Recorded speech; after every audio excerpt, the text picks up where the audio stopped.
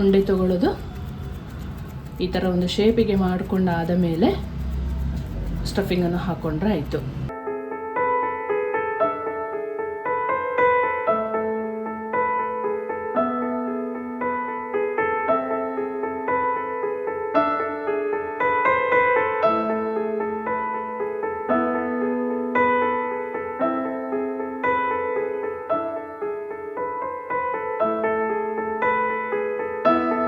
ನಮಸ್ತೆ ಎಲ್ಲರಿಗೂ. ಎಲ್ಲರನ್ನು ನನ್ನ ಚಾನಲ್ಗೆ ಸ್ವಾಗತ ಮಾಡಿಕೊಂಡು ಇವತ್ತು ಅದ್ಭುತವಾದ ರೆಸಿಪಿ ಮಾಡ್ತಾ ಇದ್ದೀನಿ. ಬನ್ನಿ ಹೇಗೆ ಮಾಡೋದು ನೋಡೋಣ. ಇವತ್ತು ನಾನು ಒರಿಸ್ಸಾದ ಪ್ರಸಿದ್ಧವಾದ ಒಂದು ಸ್ವೀಟನ್ನು ಮಾಡ್ಕೊಳ್ತಾ ಇದ್ದೀನಿ. ಇದಕ್ಕೆ ಚಿರೋಟಿ ರವೆಯನ್ನು ತೊಗೊಂಡಿದ್ದೀನಿ. ನಾನು ಕಪ್ಪು ಅಥವಾ ಬೌಲ್ ಅಳತೆ ತೊಗೊಳ್ಳಿ. ನಾನು 2 ಬೌಲಷ್ಟು ಚಿರೋಟಿ ರವೆ ಹಾಕ್ಕೊಳ್ತಾ ಇದ್ದೀನಿ. ಅಳತೆ ಏನಕ್ಕಪ್ಪ ಹೇಳ್ತೀನಿ ಅಂತ ಹೇಳಿದರೆ, ಅದೇ ಸೇಮ್ ಕಪ್ಪಲ್ಲೇ ನೀರು ಹಾಕ್ಕೋಬೇಕು. ಇದನ್ನು ಬೇಯಿಸ್ಕೊಳ್ಳೋಕ್ಕೆ ಸೇಮ್ ನಾವು ರೊಟ್ಟಿ ಥರ ಕಡುಬಿಗೆಲ್ಲ ಉಕ್ಕರಿಸ್ಕೊಳ್ತೀವಲ್ಲ ಅದೇ ಥರ. ರವೆ ಬೇಯಿಸ್ಕೊಳ್ಳೋಕ್ಕೆ ಒಂದು ಪಾತ್ರೆ ಬಿಸಿಗೆ ಇಟ್ಕೊಂಡಿದ್ದೀನಿ. ನಾನು ಯಾವ ಬೌಲಲ್ಲಿ ರವೆ ತೊಗೊಂಡೆ ಅದೇ ಬೌಲಲ್ಲಿ 4 ಬೌಲು ನೀರನ್ನು ಹಾಕ್ಕೊಳ್ಳೋಣ. ಆವಾಗ ಕರೆಕ್ಟಾದ ಹದ ರೆಡಿ ಆಗುತ್ತೆ. ಸ್ವಲ್ಪ ಉಪ್ಪನ್ನು ಸೇರಿಸ್ಕೊಳ್ತಾ ಇದ್ದೀನಿ. ಒಂದು 2 ಚಮಚ ಮನೆಯಲ್ಲೇ ಮಾಡಿರುವ ತುಪ್ಪ ಹಾಕ್ಕೊಳ್ತಾ ಇದ್ದೀನಿ. ಚೆನ್ನಾಗಿ ಕುದೀಲಿ ನೀರು ಈ ರೀತಿಯಲ್ಲಿ ಕುದಿಯುವಾಗ ಉರಿ ಕಡಿಮೆ ಮಾಡಿಕೊಂಡು ರವೆ ಹಾಕೊಳ್ಳೋಣ. ಗಂಟಿಲ್ಲದಂಗೆ ತಿರುಗಿಸ್ಕೊಳ್ಬೇಕು.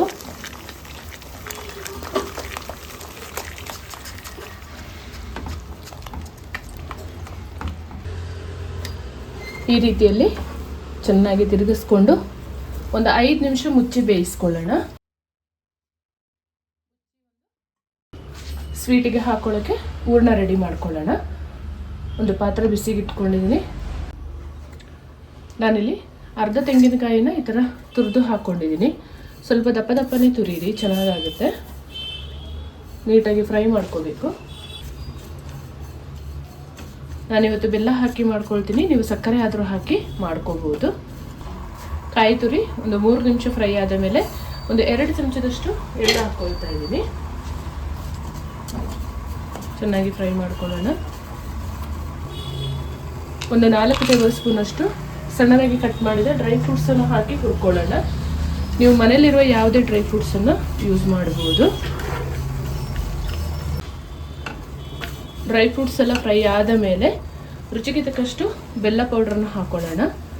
ನಿಮ್ಮ ಮನೆಯ ರುಚಿಗೆ ಅನುಗುಣವಾಗಿ ನೀವು ಮಾಡ್ಕೊಳ್ಳಿ. ಸಕ್ಕರೆ ಆದರೂ ಯೂಸ್ ಮಾಡ್ಬೋದು.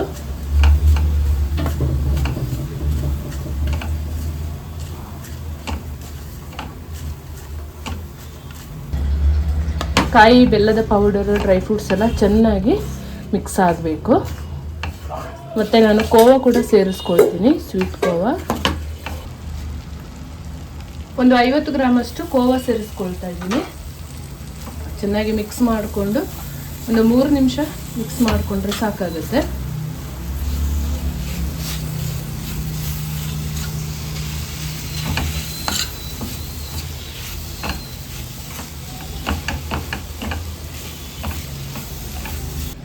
ಕೋವಾ ಹಾಕಿದ ಮೇಲೆ ಹೂರಣ ಈ ರೀತಿಯಲ್ಲಿ ರೆಡಿಯಾಗಿದೆ. ಇದನ್ನು ತಣ್ಣಗಾಗಲು ಬಿಡೋಣ.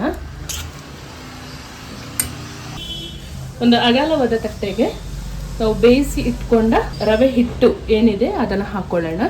ಚೆನ್ನಾಗಿ ನಾದ್ಕೊಳ್ಬೇಕು. ಇದು ನಾವು ರೊಟ್ಟಿಗೆ ಹೇಗೆ ನಾದ್ಕೊತೀವಿ ಅದೇ ಥರನೇ ನಾದ್ಕೋಬೇಕು. ಸ್ವಲ್ಪ ತಣ್ಣಗಾಗಲಿ. ಪಾತ್ರೆಯಲ್ಲಿ ಸ್ವಲ್ಪನೂ ತಳ ಹತ್ತದಾಗೆ ನೋಡ್ಕೋಬೇಕು.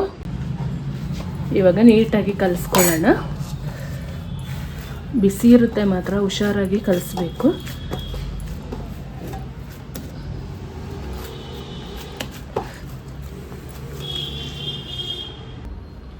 ಒಂದು ಸ್ಪೂನಿನ ಸಹಾಯದಿಂದ 1 ಸ್ಪೂನ್ ತೊಗೊಳ್ಳೋಣ. ದೊಡ್ಡ ಸ್ಪೂನ್ ತೊಗೊಂಡು ಈ ರೀತಿಯಲ್ಲಿ ಒಂದೇ ಅಳತೆ ಬರುತ್ತೆ ಅಂತ ಅಷ್ಟೇ. ಕೈಯಲ್ಲಿ ಈ ಥರ ಸ್ವಲ್ಪ ಈ ಥರ ಗುಪ್ಪೆ ಥರ ಮಾಡಿಕೊಂಡಾದ ಮೇಲೆ ಆಮೇಲೆ ಸ್ಟಫಿಂಗ್ ತುಂಬಿಕೊಂಡ್ರೆ ಆಯಿತು. ಎಲ್ಲೂ ಸ್ವಲ್ಪನೂ ಹೊರಗಡೆ ಓಪನ್ ಆಗಬಾರ್ದು. ನೀಟಾಗಿ ತುಂಬಿಕೊಳ್ಬೇಕು ಈ ಥರ.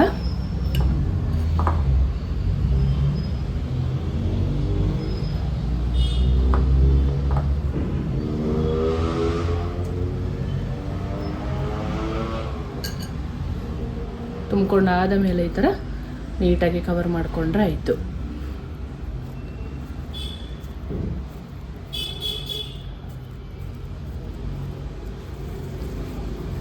ಜಾಸ್ತಿ ಎಕ್ಸ್ಟ್ರಾ ಬಂದರೆ ತೆಗೆದಿಟ್ಕೊಳ್ಳೋಣ.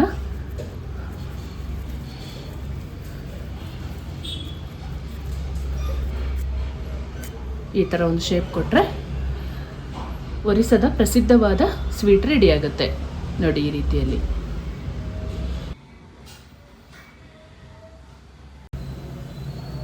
ಇಷ್ಟು ದಪ್ಪ ಉಂಡೆ ತಗೊಳ್ಳೋದು. ಸ್ವಲ್ಪ ಕೈಗೆ ಎಣ್ಣೆ ಹಚ್ಕೋಬೋದು ನೀವು. ಈ ಥರ ಗುಪ್ಪೆ ಥರ ಮಾಡಿಕೊಂಡಾದ ಮೇಲೆ ಇಲ್ಲಿಗೆ ಹೂರಣ ಹಾಕ್ಕೊಂಡು ಕವರ್ ಮಾಡಿಕೊಂಡ್ರೆ ಆಯಿತು. ಈ ರೀತಿಯಲ್ಲಿ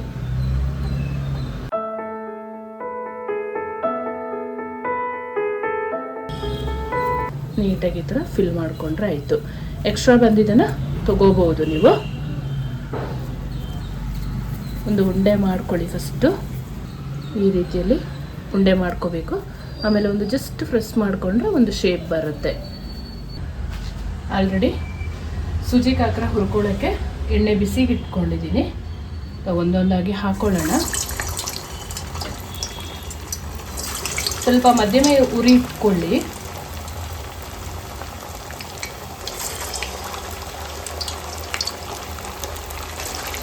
ಆಮೇಲೆ ಉಲ್ಟಾ ಮಾಡಿ ಬೇಯಿಸ್ಕೊಂಡ್ರೆ ಆಯಿತು. ಈ ರೀತಿಯಲ್ಲಿ ಚಂದ ಮಾಡಿ ಬೇಯಿಸ್ಕೊಳ್ಳೋಣ. ಉಲ್ಟಾ ಮಾಡಿ ಬೇಯಿಸ್ಕೊಳ್ಳೋಣ. ಒಂದೊಳ್ಳೆ ಕಲರ್ ಬರುವ ಹಾಗೆ ಫ್ರೈ ಮಾಡ್ಕೋಬೇಕು.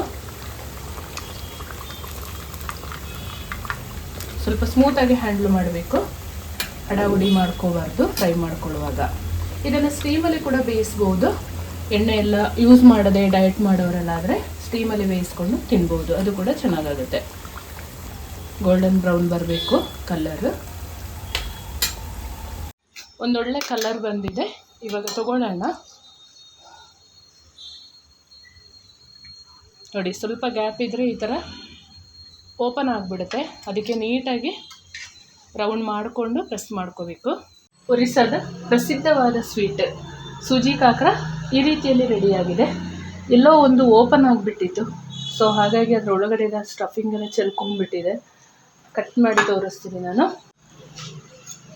ಒಂದನ್ನು ಕಟ್ ಮಾಡೋಣ. ವಾವ್, ನೋಡಿ ಈ ರೀತಿಯಲ್ಲಿ ಸ್ಟಫಿಂಗ್ ತುಂಬಿ ರೆಡಿ ಮಾಡ್ಕೋಬೇಕು. ತುಂಬ ಚೆನ್ನಾಗಾಗುತ್ತೆ.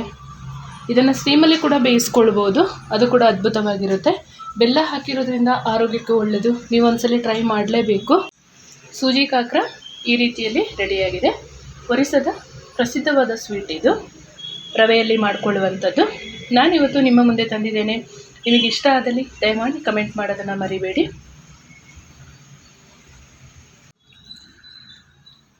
ಇದು ಒಂದ್ಸರಿ ಎಣ್ಣೆಗೆ ಹಾಕುವಾಗ ಇದು ಬೆಂದಾಗೋಷ್ಟರಲ್ಲಿ ಒಂದು 20 ನಿಮಿಷ ಆದರೂ ಬೇಕಾಗುತ್ತೆ. ಅಷ್ಟು ನಿಧಾನ ಬೇಯಿಸ್ಕೊಳ್ಳೋದು. ನೀವು ಒಂದ್ಸಲ ಟ್ರೈ ಮಾಡಿ ಹೇಗೆ ಬಂತು ನನಗೆ ಕಮೆಂಟಲ್ಲಿ ತಿಳಿಸಿ. ನಾನು ಇನ್ನೂ ಬೇರೆ ಬೇರೆ ರಾಜ್ಯದ ಅದ್ಭುತವಾದ ಪ್ರಸಿದ್ಧವಾದ ರೆಸಿಪಿಯನ್ನು ಮಾಡಲು ಟ್ರೈ ಮಾಡ್ತೀನಿ. ಯಾವ ರೆಸಿಪಿ ಬೇಕು ನನ್ನನ್ನು ಕಮೆಂಟಲ್ಲಿ ಕೇಳಿ. ನಾನು ಮುಂಬರುವ ವಿಡಿಯೋದಲ್ಲಿ ಮಾಡಿ ತಿಳಿಸಿಕೊಡುತ್ತೇನೆ. ಹಾಗೆಯೇ ನನ್ನ ಚಾನಲ್ಗೆ ನೀವು ಹೊಸಬರಾಗಿದ್ದರೆ ಪ್ಲೀಸ್ ಸಬ್ಸ್ಕ್ರೈಬ್ ಮಾಡಿಕೊಳ್ಳಿ. ಪಕ್ಕದಲ್ಲಿರುವ ಬೆಲ್ ಬಟನನ್ನು ಕ್ಲಿಕ್ ಮಾಡೋದನ್ನು ಮರಿಬೇಡಿ. Thank you for watching.